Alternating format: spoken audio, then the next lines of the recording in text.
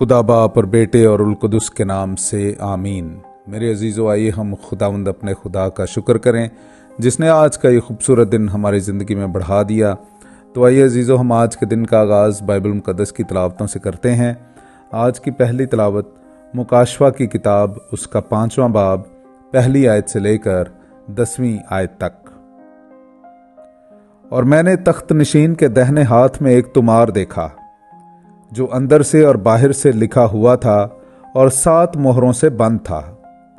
और मैंने एक जोरावर फरिश्ते को देखा जो बड़ी आवाज से ये पुकारता था कि कौन इस लायक है कि इस तुमार को खोले और इसकी मोहरें तोड़े। मगर किसी को मकदूर ना हुआ, ना आसमान पर, ना जमीन पर, ना जमीन के नीचे, कि इस तुमार को खोले या उसे देखे।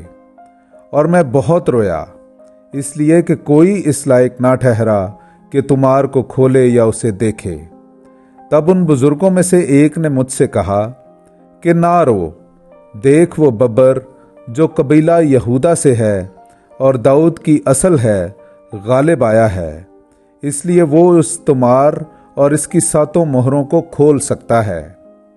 और मैंने तख्त और चारों जानदारों के दरमियान और बुजुर्गों के दरमियान एक बर्रा को यूं खड़ा देखा गोया ज़बा किया गया है। उसके 7 सींग और 7 आंखें थीं। ये खुदा की वो 7 रूहें हैं जो तमाम रूहें ज़मीन पर भेजी गई हैं। चुनांचे वो आया और तख्त नशीन के दाहिने हाथ से तुमार को ले लिया। और जब उसने तुमार ले लिया तो वो 4 जानदार और 24 बुजुर्ग बर्रे के आगे गिर पड़े और हर एक के पास एक एक बरबत और खुशबू से भरे हुए सोने के प्याले थे। ये मुकद्दसों की दुआएं हैं। और उन्होंने एक नया गीत गाकर कहा कि तू ही इस लायक है कि इस तुमार को ले और इसकी मोहरें तोड़े, क्योंकि तू ज़बा किया गया है और अपने खून के ज़रिया से हर कबीले, हर ज़ुबान, हर उम्मत और हर कौम में से खुदा के लिए ख़रीदा है। और उन्हें हमारे खुदा के वास्ते बादशाही और काहिन बना दिया है और वो ज़मीन पर बादशाही करेंगे। पाकलाम का पढ़ा और सुना जाना हम सब के लिए बाइसे बरकत हो। खुदा का शुक्र हो। मेरे अजीज़ों, आइए हम खुदावंद अपने खुदा की हम्द व तारीफ़ करें। मैं आपके सामने पढ़ूंगा ज़बूर नंबर 149, उसकी पहली से 6ठी और फिर 9वीं आयत।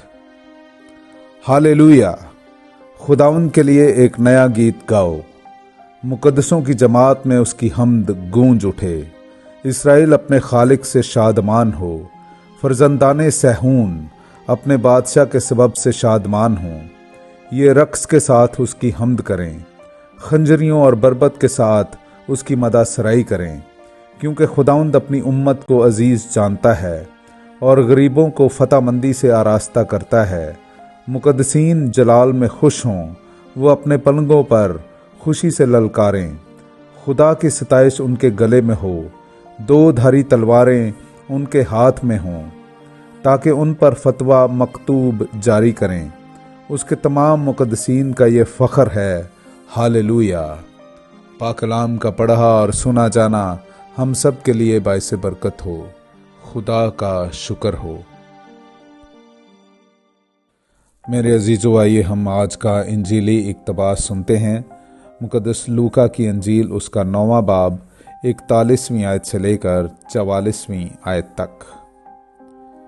तब यीशु ने जवाब में कहा कि ए बेतकाद और गुमराह पुश्त, मैं कब तक तुम्हारे साथ रहूँगा और तुम्हारी बर्दाश्त करूँगा। अपने बेटे को यहाँ ला। वो पास ही आ रहा था कि बदरूह ने उसे पटक कर मरोड़ा, मगर यीशु ने उस नापाक रूह को झिड़का और लड़के को शिफा बख्शी और उसे उसके बाप को सौंपा। और सब खुदा की अज़मत देखकर हैरान हुए। और जब सब उन सब कामों पर ताज्जुब करते थे जो वो करता था, तो उसने अपने शागिर्दों से कहा कि ये बातें तुम अपने कानों में रखो कि इब्ने इंसान इंसानों के हाथ में हवाला किया जाएगा। पाकलाम का पढ़ा और सुना जाना हम सब के लिए बाइसे बरकत हो। खुदा का शुक्र हो।